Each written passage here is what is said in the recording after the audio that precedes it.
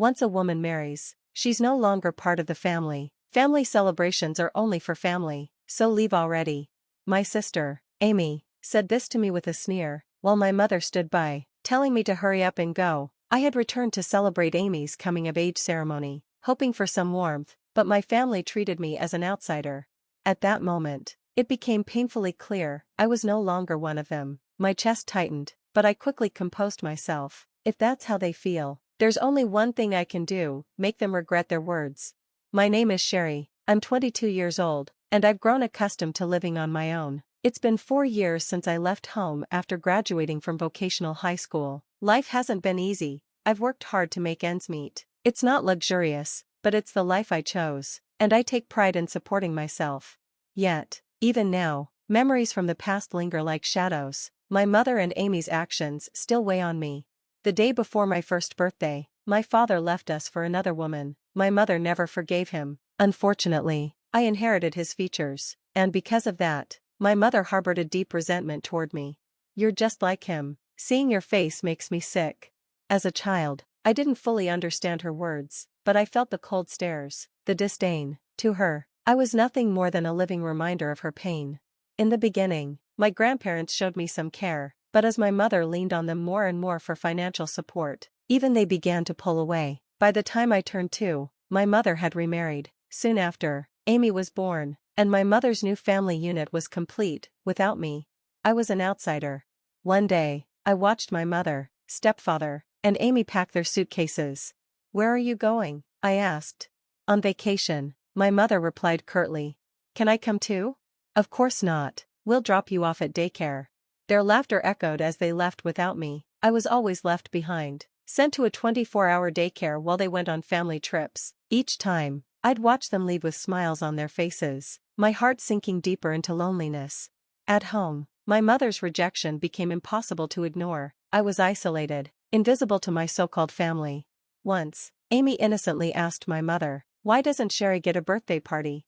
For a moment, I felt a flicker of hope. Maybe my mother cared, after all. "Celebrate her birthday?" My mother scoffed. "There's nothing to celebrate." Her words cut me to the core. From that day on, Amy's attitude shifted. She began to look down on me, mimicking our mother's disdain. During family celebrations, I was always sidelined. Amy had birthday cakes and parties, while I had nothing, not even a candle to blow out. When I entered high school, I faced yet another blow. My family refused to pay for my education. Attending vocational school and working to support myself felt like an escape. Being outside, earning my keep, was far better than staying in that house. But no matter how hard I tried, home was still the only place I had to return to. My mother never acknowledged my efforts.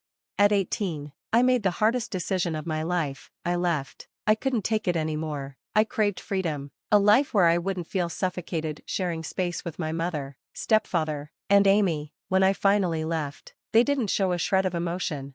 "Do whatever you want, you're not our problem anymore," my mother said coldly. Those words severed the last fragile bond one had with them. Life on my own wasn't easy. I worked tirelessly to survive, but for the first time, I felt free to live for myself. Yet, even now, at 22, I can't entirely escape their shadow. Memories of my mother and Amy linger, especially with Amy's coming-of-age ceremony approaching. My own ceremony had been non-existent, but I knew Amy's would be lavish, as everything always was for her. One day, I received an unexpected call from my mother. Hearing her voice for the first time in years made my chest tighten. "Amy's 21st birthday is next week. You're not coming, right?" she said bluntly. I was stunned. Why would she even think to call me? "I wasn't invited," I managed to reply. "Good. It'd be awkward if you showed up," she said, her words cutting through me like a knife. After the call ended, a weight settled over me. I whispered to myself, of course I wouldn't go, but the suffocating ache in my chest didn't go away. I thought I had moved on, that I'd severed all ties with them, but why did they still have this hold over me? I told myself I wouldn't let them control me anymore, but the past is a stubborn thing, it refuses to let go. Yet, amidst the pain, I felt a faint desire to confront it, to confront them. Especially Amy. Despite everything, I wanted to celebrate her milestone, so I bought a cake and a gift and decided to visit my family for the first time in years. Standing in front of the familiar door, my heart pounded. It had been so long, and I was terrified of what awaited me. When I rang the doorbell, Amy answered. Her voice was sharp and mocking. "Who's there?" "Amy, it's me," I said cautiously. "Stop joking. I brought a cake. Please, open the door." After a moment of silence, the door swung open. Without a word, Amy snatched the cake box from my hands and, to my shock, threw it back at me. The box hit the ground, the cake splattering across the floor. "What are you doing?" I asked, my voice trembling. "I can't eat food from a stranger," she sneered. Stranger. The word struck me harder than I expected. Deep down, I had hoped that despite everything, she still saw me as her sister, but hearing her call me a stranger made something inside me break. As I stood frozen, my mother appeared, laughing alongside Amy. "What were you thinking, coming here?" she said, her voice dripping with scorn. "Did you come to ruin things?" Her words stung, and I felt a wave of regret wash over me. "Why is she even here?" My stepfather's voice called out from the living room. "She's not family anymore." My voice trembled as I asked, "Am I not family?" "Why?" My mother scoffed. "Of course you're not family. We're not even related." Amy laughed, her voice cruel. "Did you really think you were one of us?" Their words crushed me. I had always known I didn't belong, but hearing it said so plainly tore me apart. "Clean up that mess before you leave," my mother barked, gesturing to the ruined cake. Numbly, I obeyed. As I cleaned, Amy and my mother laughed mockingly behind me. "She brought the cake and now she's cleaning it up herself," Amy said. Pathetic. Their laughter echoed in my ears, but I focused on finishing as quickly as possible. When I was done, I turned silently to leave. "Leaving already? Should have never come, huh?" Amy taunted. I didn't respond. As I stepped out the door, Amy called out one last time. "Don't come back, stranger." Her words echoed in my mind as the door slammed shut behind me, sealing the final chapter of our relationship. I realized I had been clinging to a false hope that something might change, that somehow, they might see me differently, but I was wrong. I was nothing more than a stranger to them, and maybe I always had been. It was time to stop wasting my energy trying to find a place in their lives. I already had a place where I truly belonged. That place was with my husband, Don. I met Don through a mutual friend, and from the moment he came into my life, everything changed. I had never thought I would get married. I didn't believe I deserved a family of my own, but Don saw me for who I was, accepted me completely, and never judged my complicated family history. When I shared my painful memories with him, he simply listened. "You didn't get to choose your family," he said gently, "but none of that is your fault. The family we create together will be your true home."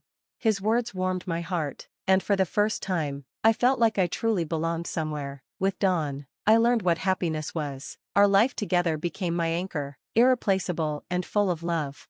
But I had never told my family about him. I didn't want to invite their negativity into our lives. Still, news of my marriage somehow reached them. 3 days after the incident with the cake, my mother called unexpectedly. "I heard you got married. Why didn't you tell us something so important?" Her tone was accusatory, but I remained calm. "I didn't think it was necessary to tell you," I replied. There was a long silence on the other end.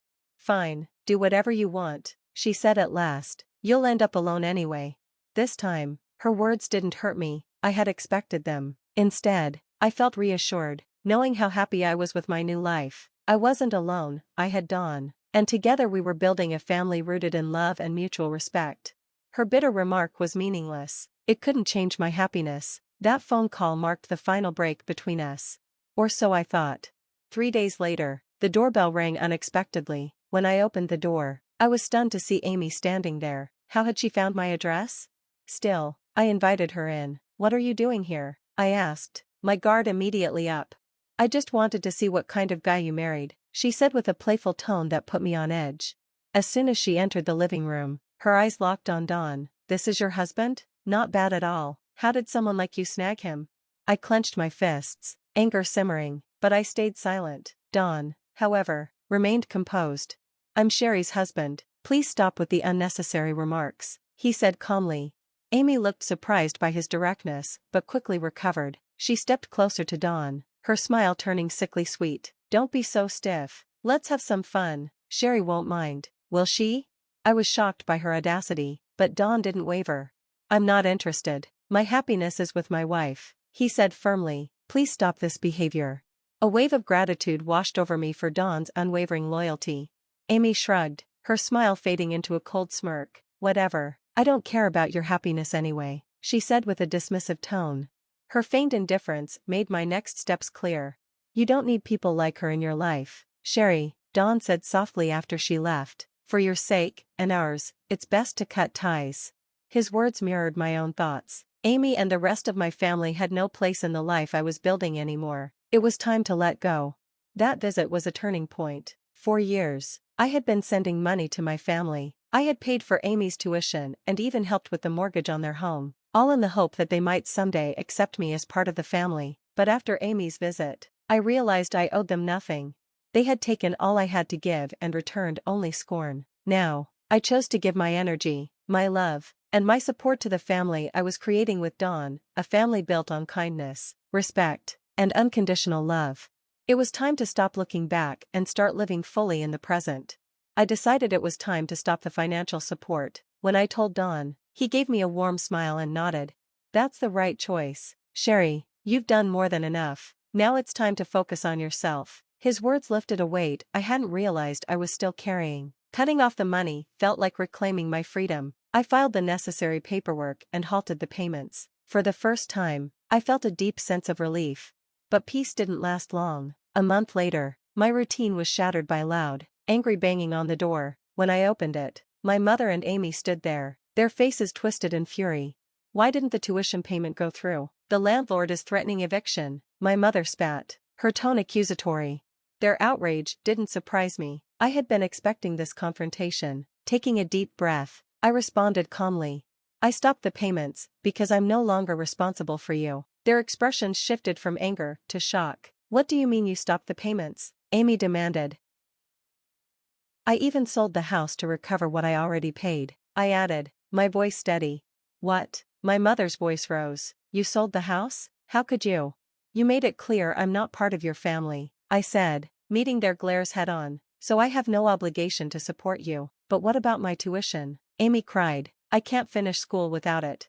That's your responsibility now, not mine, I replied firmly. I won't fund a family that doesn't include me. You can't do this. After everything I've done for you, my mother began. Done for me? I interrupted, my voice rising for the first time. You mean the years of neglect and cruelty? I owe you nothing. My decision is final. They tried to argue, their anger quickly turning to desperation, but I stood firm. You'll regret this, Amy yelled as they left. You're the worst sister ever. But their words no longer held any power over me. For the first time, I felt truly free from their grasp. A week later, their harassment escalated. They showed up outside my home daily, shouting and causing scenes. They even contacted Dawn's parents in an attempt to shame me. While my in-laws were understanding, they grew concerned. They've crossed the line, Dawn said one evening. You need to take action before it gets worse. At first, I hesitated, but I knew he was right. I gathered evidence from our security cameras and filed a police report. Initially, the authorities treated it as a family dispute and were slow to act, but I persisted. Finally, after another disruptive incident, the police intervened. My mother and Amy were warned to stay away, but they ignored the warnings. Their behavior escalated until the police had no choice but to issue formal restraining orders. Even my neighbors, fed up with the constant commotion, supported my case. Some suggested I move to escape the chaos. Don agreed. Let's start fresh somewhere new, he said. I couldn't have agreed more. Quietly, we found a new home and relocated. Even after the move, my mother and Amy tried to track us down. They even showed up at Dawn's parents' house, but my father-in-law firmly shut them down. Sherry is part of our family now, he said. If you have issues, they're your responsibility, not hers. Amy tried pleading with my mother-in-law for help, but she was equally resolute. You made your bed, now lie in it. Eventually, their efforts failed, and they stopped trying. For the first time in years, I felt free. The harassment had drained me emotionally, but once it ended, life became peaceful again. Dawn and I settled into our new home and focused on building a future together. My in-laws treated me like their own daughter, offering me the warmth and acceptance I had always longed for. Sherry, your family, they told me one evening, whatever happens, we'll always be here for you. Their words gave me a sense of security I had never known. Meanwhile, my mother and stepfather's fragile relationship fell apart without my financial support. Eventually, they divorced, and my mother lived a quiet, isolated life. Amy, too, faced the consequences of her actions. A potential marriage fell through when her fiancé learned about her family background and past behavior. Left to fend for herself, Amy struggled to rebuild her life. Despite everything, I couldn't bring myself to pity them. Their actions had led them to this place. In contrast, my life with Dawn flourished. We grew closer with each shared experience, facing challenges and celebrating successes together. We've been through so much, but look at where we are now, Dawn said one evening as we relaxed in our cozy living room. He took my hand and looked into my eyes. Let's focus on our future. I want to make you as happy as you make me. His sincerity brought tears to my eyes. For the first time, I felt like I belonged somewhere, with someone who truly cared for me. The shadows of my past no longer loomed over me. Don and his family became the family I had always longed for. Their love and support healed wounds I once thought would never mend. Family isn't just about blood, Don's father had once told me. It's about the bonds you choose to nurture. Those words stayed with me. Looking back, I saw my struggles with my mother and Amy as a painful but necessary part of my journey. They had taught me resilience and the value of true family. As Dawn and I moved forward, I knew I had finally found my home, a place filled with love, stability, and a future worth cherishing.